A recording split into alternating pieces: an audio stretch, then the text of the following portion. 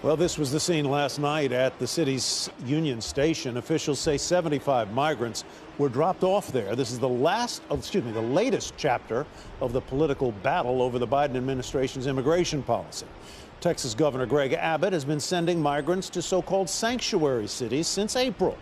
In a statement the governor released last night, he wrote in part, quote, "President Biden's inaction at our southern border continues putting the lives of Texans and Americans at risk and is overwhelming our communities.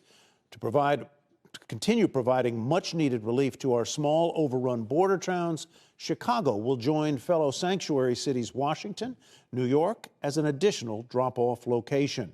Chicago Mayor Lori Lightfoot said the city welcomes the migrants. She also slammed the Texas governor's actions in a news conference today. Mind. Texas, obviously, if none of these migrants were sent anywhere else, would have to bear all the brunt of this themselves. Aren't these migrants better off going to places like Chicago, welcoming cities to get cared for? Well, I think Alderman Raboyos kind of alluded to this. I'm happy to take and drain Texas of all of its residents. I wouldn't want to live in a state with a governor like that. I certainly wouldn't want to live in a state where they are doing everything they can to strip people of their basic rights. And let's not forget about what they've done to women and others who are seeking reproductive health care. So we welcome Texans to Chicago. And we'll rent the buses next time. And we'll rent the buses next time. And we'll rent the buses next time to bring them here.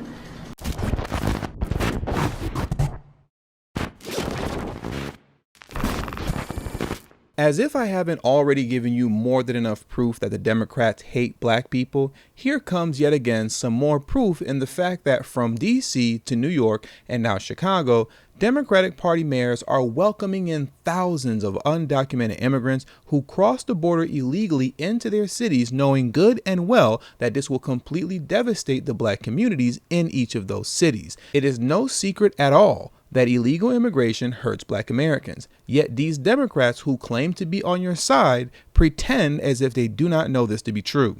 I had asked the Civil Rights Commission to conduct a hearing on this, and there were at least 3 hearings that we conducted, one of which was designed specifically to determine the effect of illegal immigration on black workers.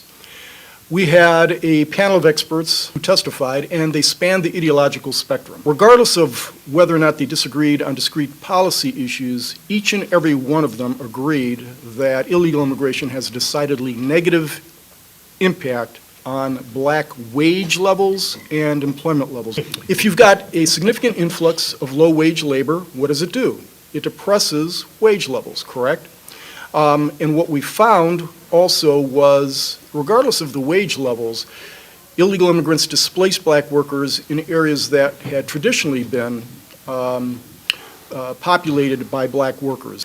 And the reason for that is because what you find is black workers, particularly black males, are disproportionately concentrated in the low-wage labor market and are disproportionately likely to have no more than a high school diploma. And the same is true for the cohort of illegal aliens, and they compete with one another in areas such as construction, hospitality, service, and agriculture. This was not a small displacement either.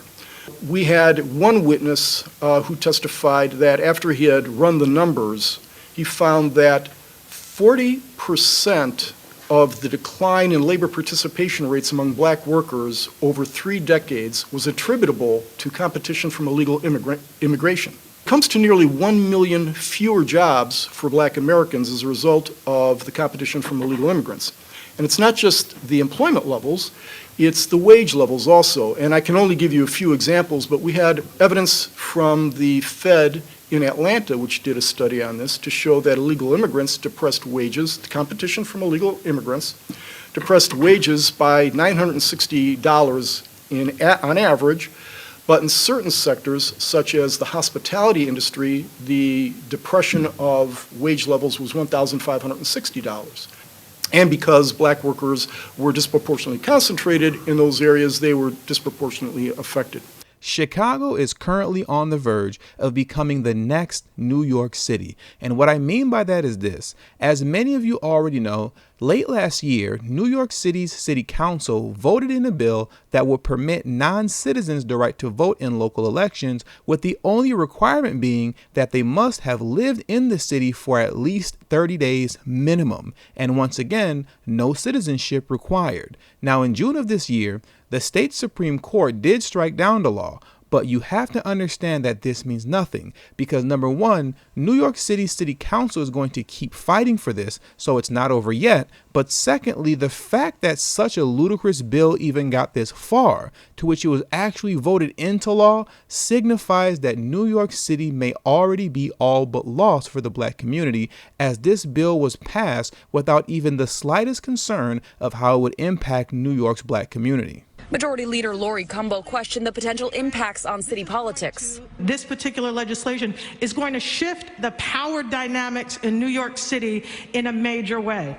And we do not have the numbers or the information to know how that is going to impact African American communities. Okay, so let's really be honest. The fact that that happened means that you've already lost control over your city's politics, and the non-citizen voting bill was going to simply be the final nail in the coffin that would have rendered the black vote completely inconsequential. Now combine this with the fact that Mayor Eric Adams is welcoming in hundreds to potentially thousands of undocumented immigrants who cross the border illegally, which is and will continue to drain the city of its resources that were supposed to go to the actual residents and citizens of the city. Now compound this influx of undocumented immigrants with the fact that, of course, naturally, they're going to be producing children. And now what you have from this point moving forward in New York is an unnatural, explosive growth of immigrants, which will inevitably be followed up by immigration reform that creates a pathway to citizenship, which will double, triple, and quadruple the Hispanic population in what will seem like overnight.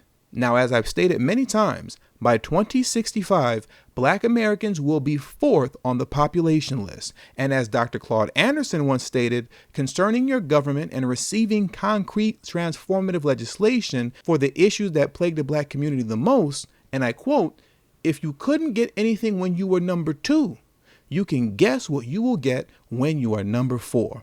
Politically speaking, Black Americans don't stand a chance, and you will simply just be along for the ride at that point." Now, if you haven't already, I strongly recommend that you watch my live stream titled "Why Black Americans Will Be Politically Finished by 2030. Because it's in that video where I go in depth on this fact using data, statistics, and other research documentation to prove this point. But now, let's head over to Chicago. Now, back in December of last year, I released a video called "After Losing the Black Vote in New York, Now Chicago is Next. Black Americans Are in Trouble."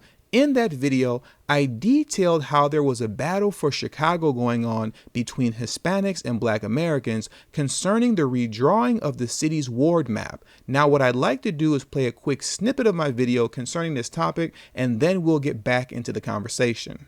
The Democrats are no longer waiting on Biden's fast-track citizenship bill to pass because locally they're taking matters into their own hands. And like I stated earlier, the black vote in New York is finished.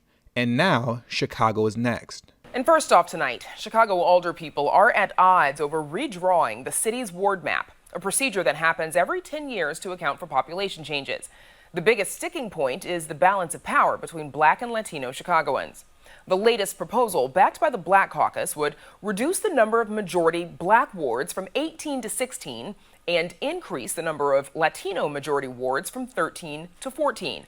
But the Latino caucus is holding firm and refusing to accept fewer than 15 wards.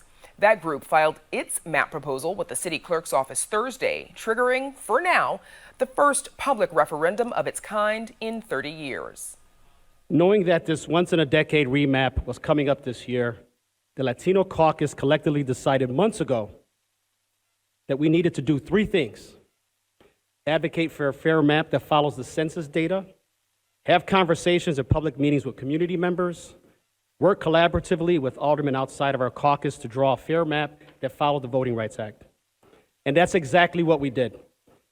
Now, city council members now have until mid-May to continue negotiations and agree on a map, or it will be up to the public in June. Now here's a quick update on how things panned out concerning the redrawing of the wards. After months of acrimonious fighting over the future boundaries of the city's 50 wards, the city council on Monday approved a new ward map that will avoid having voters choose between two competing maps next month.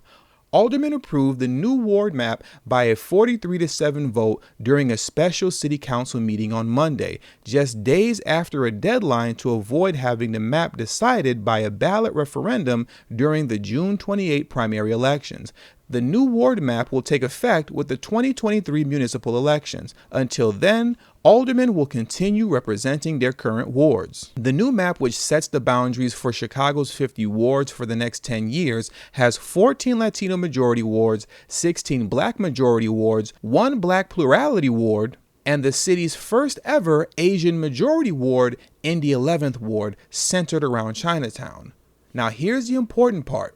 For months, members of the city's Latino and Black caucus have clashed over how many Latino wards the city should have based on the 2020 census, which saw the city's Black population drop 10% while the Latino population rose 5%.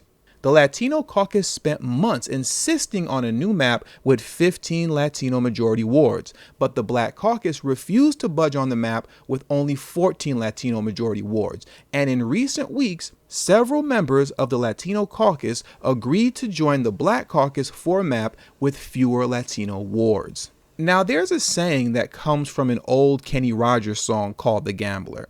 And the saying is this: you've got to know when to hold 'em and when to fold them.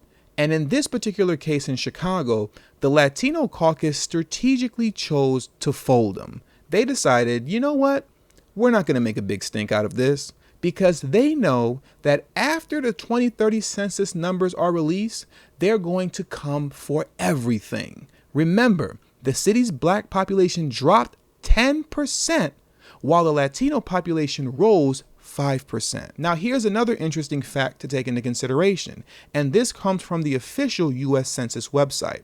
The Hispanic or Latino population, which includes people of any race, was 62.1 million in 2020. The Hispanic or Latino population grew 23%, while the population that was not Hispanic or Latino origin grew 4.3% since 2010. So in the last decade, the Hispanic population grew 23%. Now here's some more interesting information. What you're seeing in front of you right now is some data from the U.S. Customs and Border Protection website. Now the August data from the U.S. Customs and Border Protection won't be out for another day or two. It's usually released on the 15th of every month, but the date of this recording is September 13th. So like I said, this won't be out for another 2 days. So currently I only have access to the July data, which reads that there were 199,976 encounters along the southwest land border in July. Now here's another interesting fact. Total encounters for fiscal year 2022 to date through July is 2,242,413. So just to put things in perspective, we're looking at about, on average, you can say 200,000 illegal immigrants crossing the border every month. Please hear me, because I'm trying to tell you, after 2030, you're just along for the ride.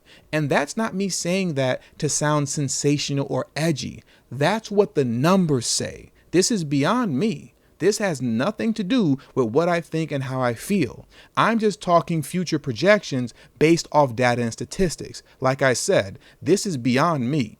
And the real irony of all of this is that when you look at the 3 cities that the Texas governor is sending these undocumented immigrants to, DC, New York, and Chicago, all 3 mayors are Black. And do you think they care about how illegal immigration negatively impacts their own community? No, they don't.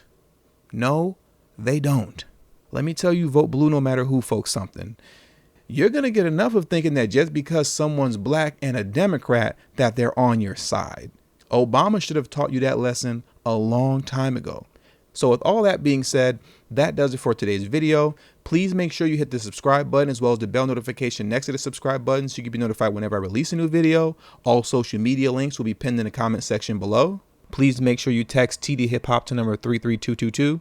That's tdhiphop to number 33222. That way you'll get a direct text notification whenever I release a new video, but it also serves as a protection plan for myself in case YouTube ever gives this channel the axe. I'll be able to send you a direct link to where you can find me next. And last but not least, for those of you who have a love and appreciation for the work that I put in on this channel, the number one way you can show your support is through Patreon. For only $3 a month, that will help put me in position to take TD Hip Hop Media off of YouTube. Remember, the goal is not to grow big on YouTube, but to grow independent of YouTube. And for those who have issues with joining Patreon, you could also hit the join button that's next to the subscribe button, and that way you can become an official channel member for as little as $3 a month as well. And lastly, if you have not already, please make sure you join the emailing list. There is no way that I can go independent of YouTube if I cannot take the audience with me. And the link to that will be pinned in the comment section as well. Thank you for your time, and until the next video, peace.